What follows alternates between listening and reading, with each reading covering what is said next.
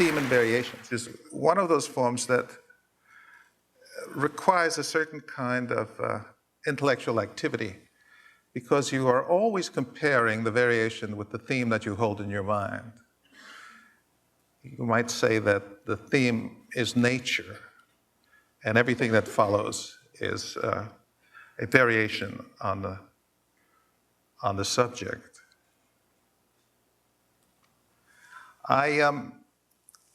I was asked,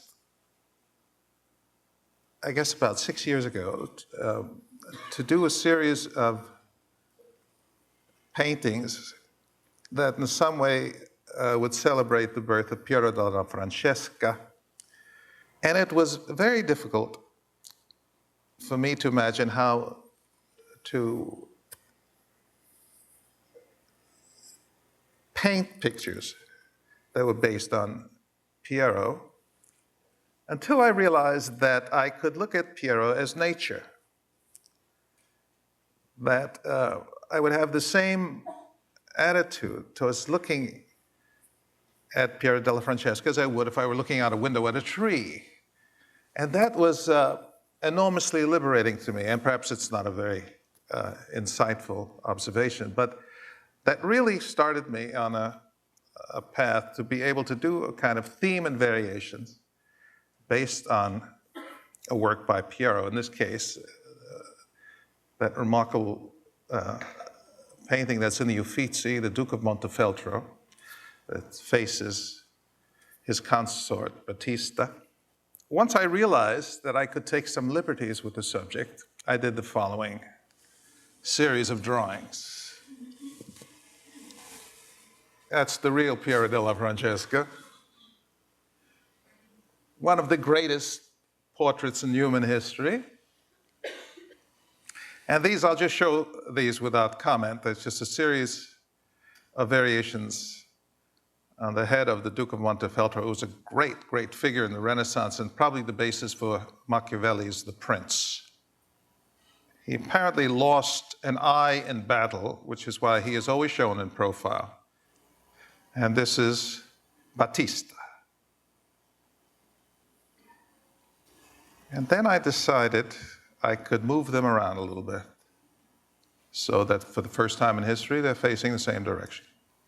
Whoops, past each other. And then a visitor from another painting by Piero is from the Resurrection of Christ, as though the cast had just gotten off the set to have a chat. And now 4 large panels. This is upper left, upper right,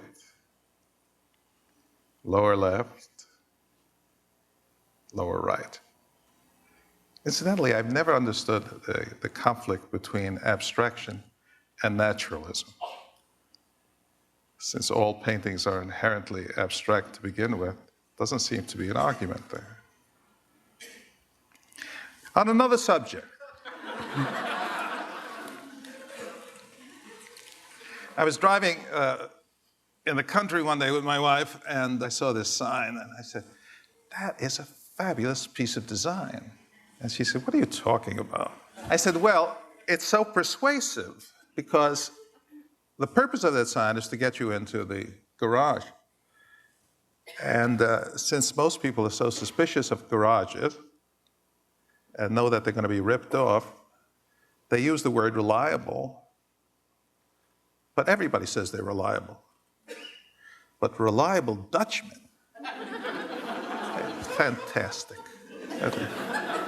Because as soon as you hear the word Dutchman, which is an archaic word, nobody calls Dutch people Dutchmen anymore. But as soon as you hear Dutchman, you get this picture of the kid with his finger in the dike, preventing the things from falling and flooding Holland and so on. And so the entire issue is detoxified by the use Dutchman. Now, if you think I'm exaggerating at all in this, all you have to do is substitute something else like Indonesian.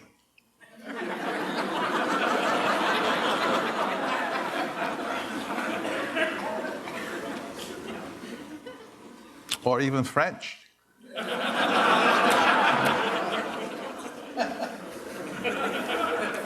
Now, Swiss works, but you know it's going to cost a lot of money. I'm going to take you quickly through the actual process of doing a poster.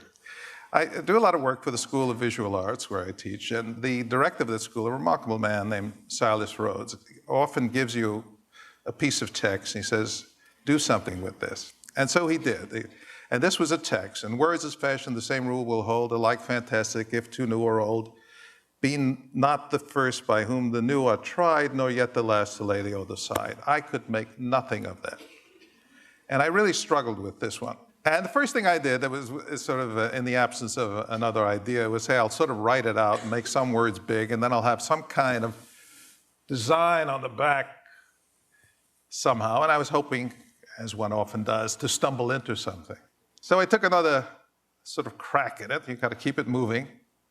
I Xeroxed some words on a piece of colored paper, and I pasted them down on an ugly board. And I thought that something would come out of it, like words rule fantastic, new old, first, last pope. And of course, it's by Alexander Pope. Then I sort of made a mess out of it, and I thought I'd repeat it in some way so it was legible, and that was going nowhere. Sometimes, in the middle of a resistant problem, I write down things that I know about it. But you can see the beginning of an idea there, because you can see that the word new emerging from the old. That's what happens, that there is a relationship between the old and the new. The new emerges from the context of the old. And then I did some variations of it, but it still wasn't sort of coalescing graphically at all. I had this other version, which had something interesting about it in terms of being able to put together in your mind from clues. The W was clearly a W, the N was clearly an N, even though they were very fragmentary and there wasn't a lot of information in it. Then I sort of got the words new and old, and now I had regressed back to a point where there seemed to be no return. I was really desperate at this point. And so I did something I'm truthfully ashamed of, which is that I took two drawings that I had made for another purpose, and I put them together, and it says dreams at the top. And I was going to do a thing. I say, well, change the copy. Let it say something about dreams, and come to SVA and you'll sort of fulfill your dreams. But to my credit, I was so embarrassed about doing that that I never submitted this sketch. And finally, I arrived at the following solution. Now, it doesn't look terribly interesting, but it does have something that distinguishes it from a lot of other posters.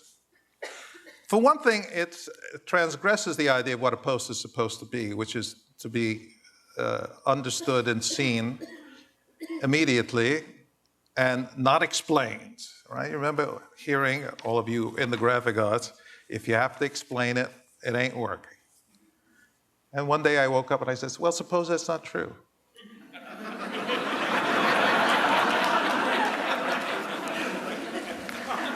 So here's what it says in my explanation at the bottom left. It says, thoughts. This poem is impossible. Silas usually has a better touch with his choice of quotations.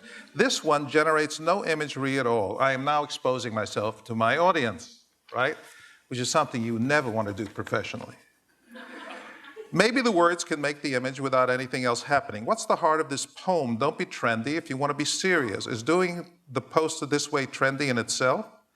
I guess one could reduce the idea further by suggesting that the new emerges behind and through the old, like this. And then I show you a little drawing. You see, you remember that old thing I discarded? Well, I found a way to use it. So there's that little alternative over there.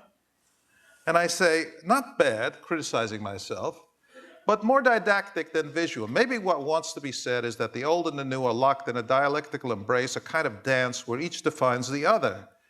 And then more self-questioning. Am I being simple-minded? Is this the kind of simple that looks obvious or the kind that looks profound? There's a significant difference.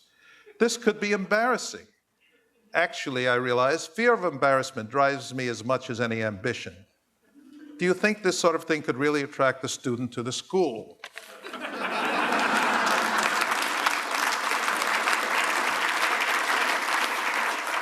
Well, I think there are two fresh things here, two fresh things. One is the sort of the willingness to expose myself to a critical audience and not to suggest that I am confident about what I'm doing. And as you know, you have to have a front. I mean, you've got to be confident. If you don't believe in your work, who else is going to believe in it? So that's one thing, is sort of to introduce the idea of doubt to graphics. That can be a big contribution. The other thing is to actually give you two solutions for the price of one.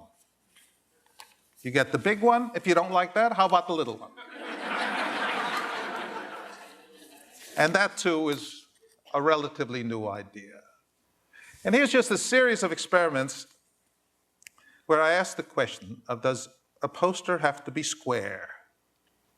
Oh, this is a little illusion. That poster is not folded. It's not folded. That's a photograph, and it's cut on the diagonal.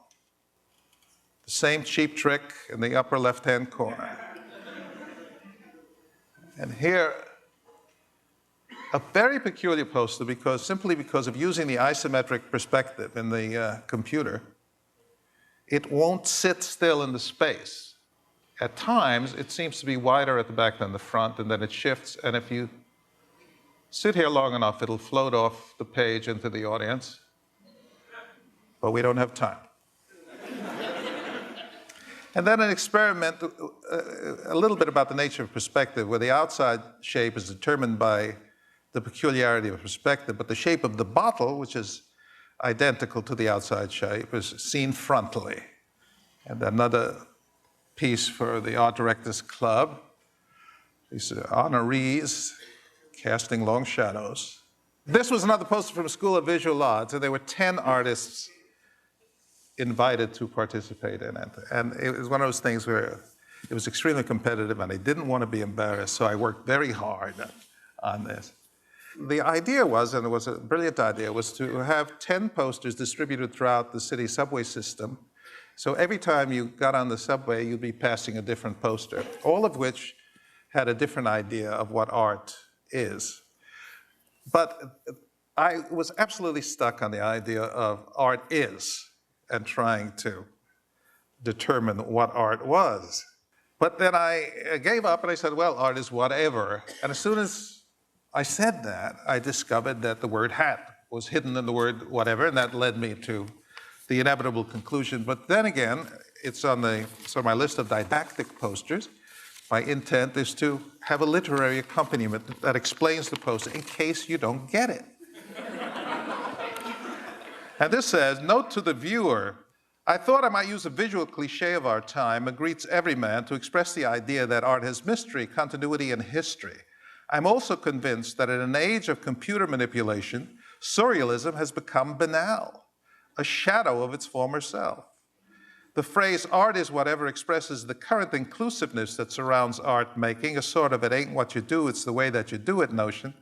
The shadow of Magritte falls across the central part of the poster, a poetic event that occurs as the shadow man isolates the word hat hidden in the word whatever. The four hats shown in the poster suggest how art might be defined as the thing itself, the word for the thing, the shadow of the thing, and the shape of the thing. Whatever. Okay.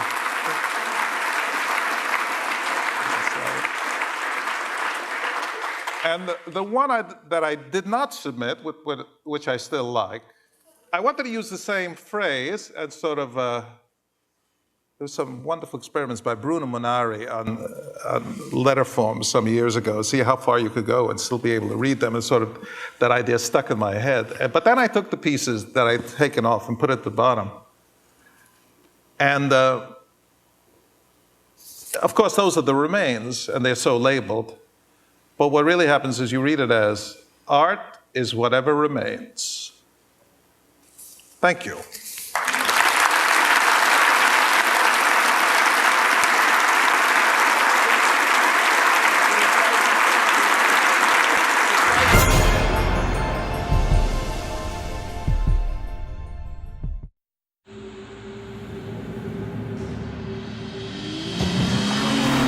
It's a sports car.